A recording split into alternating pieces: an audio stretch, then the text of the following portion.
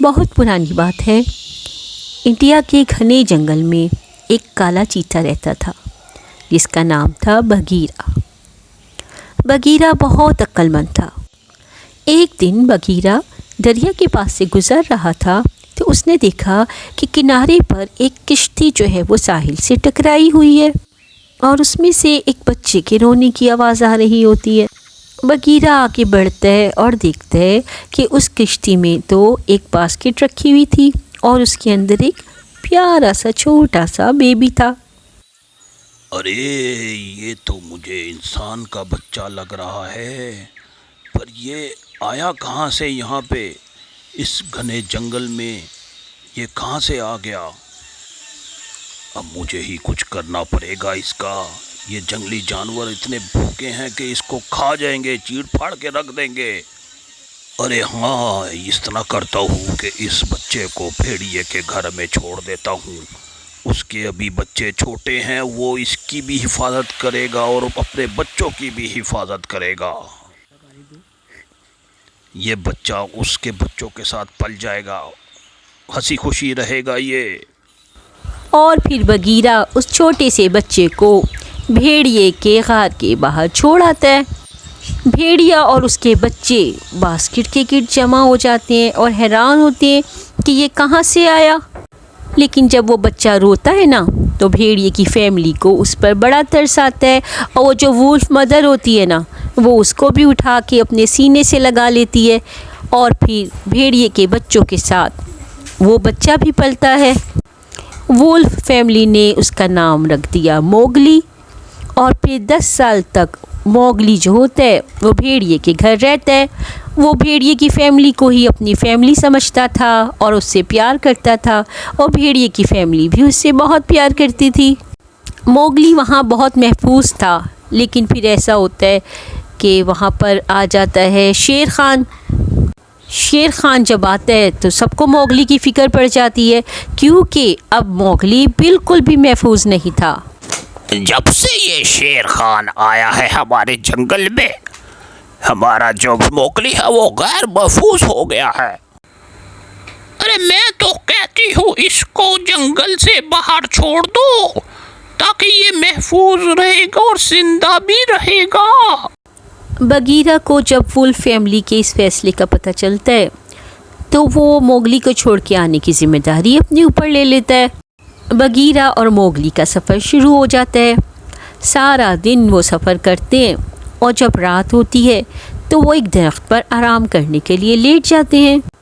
اتنے میں کا جو کہ ایک سنیک کا نام تھا وہ وہاں آ جاتا ہے۔ یہ بچہ کہاں سے آ گیا؟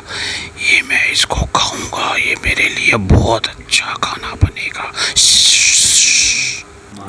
اور پھر کا جو ہے وہ موگلی کو مارنے کے لیے چاروں طرف اس کے لپٹ جاتا ہے۔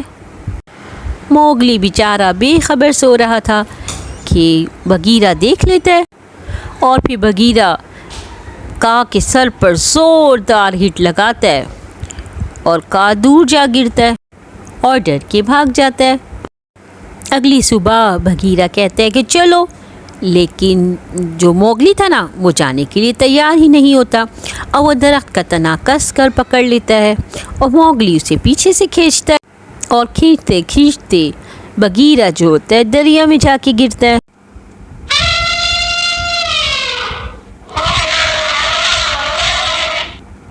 ہاتھی کی زوردار چنگھاڑ سن کے موگلی پہلے تو ڈر جاتا ہے، پھر بہت سارے ہاتھیوں کو دیکھ کر وہ بڑا خوش ہوتا ہے اور نیچے اتر آتا ہے۔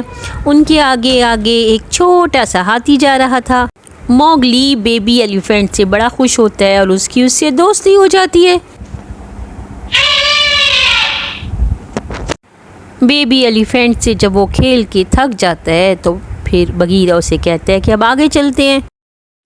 تھوڑا سا اور آگے جاتے ہیں تو اب ان کو ایک بڑا پیارا سا بھالو جس کا نام بلو تھا وہ ملتا ہے۔ بلو سے موگلی کی بڑی اچھی دوستی ہو جاتی ہے۔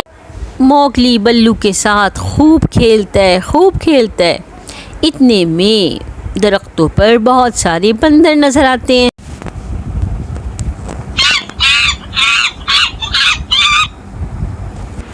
बंदर मोगली को पकड़ लेते हैं। बल्लू बड़ी कोशिश करता है छुड़वाने की, लेकिन बंदर मोगली को पकड़ के अपने बादशाह के पास ले जाते हैं। ए इंसान के बच्चे, तुम अगर मुझे आग जलाना सिखा दो तो मैं तुम्हें आज़ाद कर दूंगा। बंदर बादशाह को ये सुनकर बहुत गुस्सा आता है और वो ना उसको मरवाने का कह देता है। इतने में बल्लू और बगीरा भी पहुंच जाते हैं। बल्लू ने ना भेष बदला हुआ था एक बनमानस का, और वो फिर आके डांस शुरू कर देता है। डांस देखकर सारे बंदर खुश होते हैं और वो भी साथ शामिल हो जाते हैं। डांस करते करते वो जो बनमानस का जो ड्रेस था ना वो गिर जाता है और सारे बंदरों को पता लग जाता है कि ये तो बल्लू भालू है। और बस फिर बगीरा, मोगली और बल्लू भाग जाते हैं वहाँ से और बच जाते हैं इस तरह। जब वो सोने के लिए लेटते हैं तो बगीरा बल्लू को बहुत समझाता है कि मोगली का यहाँ से जाना ज़रूरी है। बल्लू अपने दोस्त को बिल्कुल छोड़ना नहीं चाहता था। बगीरा के समझाने पर वो राज़ी हो जाता है और फिर वो आगे चल पड़ते हैं। मोगली को पता लग जाता है कि ये मुझे कहीं छोड़ने जा रहे हैं। वो उनसे नाराज़ हो जाता है। तुम तो कहते थे कि मैं तुम्हारा दोस्त हूँ, अब तुम मुझे क्यों छोड़ने जा रहे हो? मोगली नाराज़ होकर अकेला बैठ जाता है। इतने में का स्नेक वहाँ आ जाता है। अगर तुम जंगल में रहना चाहते हो तो मेरे पे एतबार करो। लेकिन मोगली अब किसी पर भरोसा नहीं करना चाहता था। मोगली बेचारा अकेला बैठकर रो रहा होता है। इतने में उसे शेर खान अपने सामने नजर आता है। मैं तुमसे बिल्कुल भी नहीं डरता।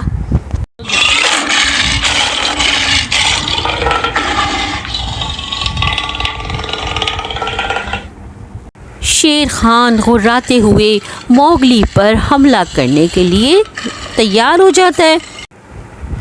मोगली भी करीब पड़ी हुई एक स्टिक उठा लेता है, लेकिन इतने में बल्लू देख लेता है और बल्लू पीछे से शेर खान की दुम पकड़ कर खींचता है।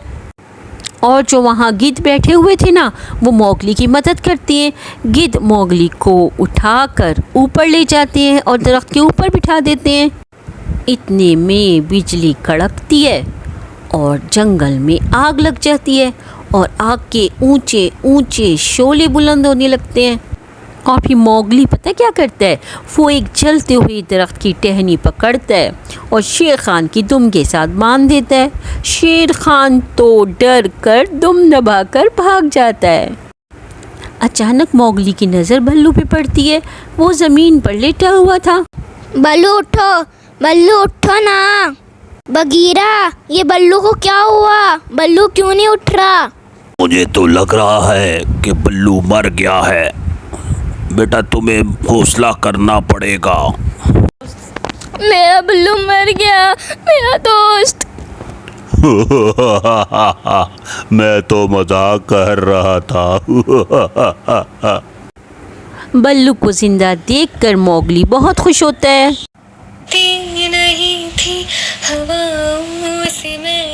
अचानक मोगली को गाने की आवाज़ आती है। मोगली बड़ा हैरान होता है और करीब जाके देखता है तो एक बहुत खूबसूरत लड़की उसको दिखाई देती है। अपनी जैसा इंसान तो उसने कभी देखा नहीं था। वो तो हैरान रह जाता है इसे देख के। मोगली उस लड़की को देखकर उससे दोस्ती की कोशिश करता है और वो लड़की भी मुस्कुराती हुई गांव की तरफ चल पड़ती है। मोगली भी उसके पीछे पीछे चल पड़ता है और जाते हुए वो बगीरा को और बल्लू को बाय बाय करता है।